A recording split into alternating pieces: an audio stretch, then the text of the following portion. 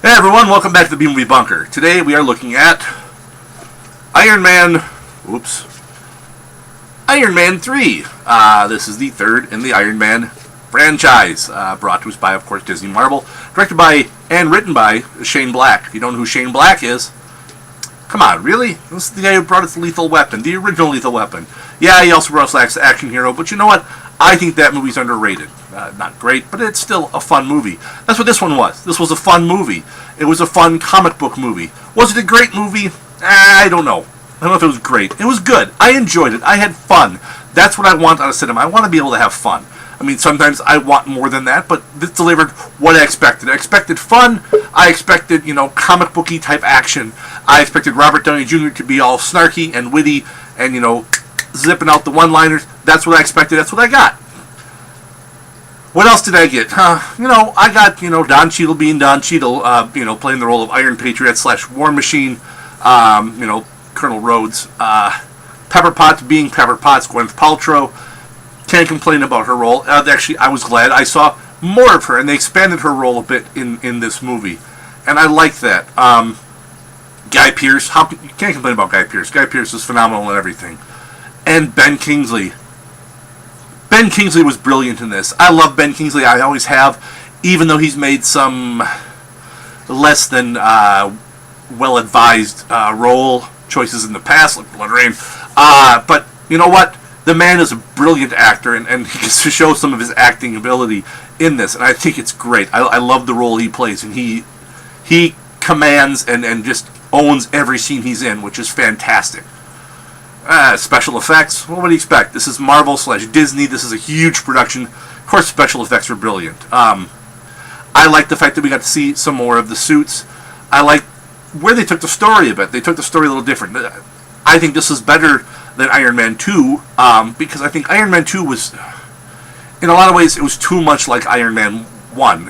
It's the whole, more suits, Tony's fighting suits. And this one, the villain's different. I mean, you have to come up with something super powered to fight Iron Man. You do. I mean, you can't just have some guys with machine guns. It's not going to work. So you come up with a villain that's going to work. And I think they did a good thing with this. I like the way it went, as implausible from a science perspective as it is. But that's comic books. Comic books are an exercise in implausibility. There's how plausible is Green Lantern or Thor?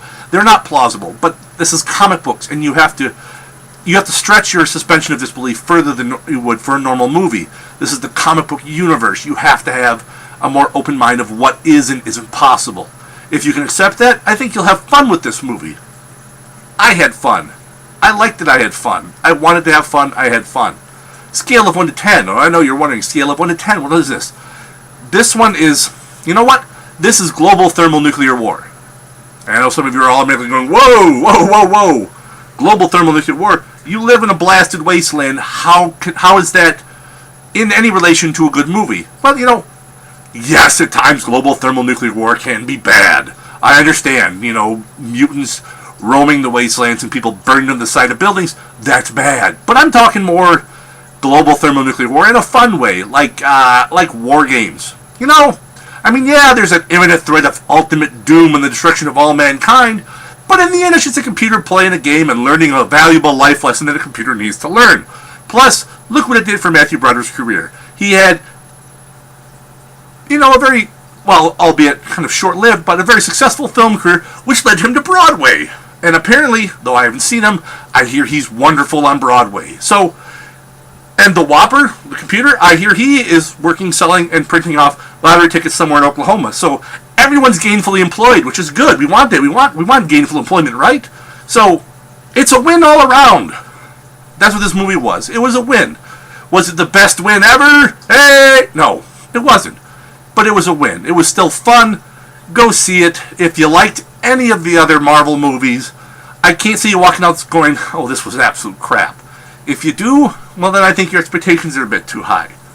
And that's coming from me, who has really high expectations way more often than he should. So, that's what I have for this one. Until next time, you all stay safe out there in the wasteland.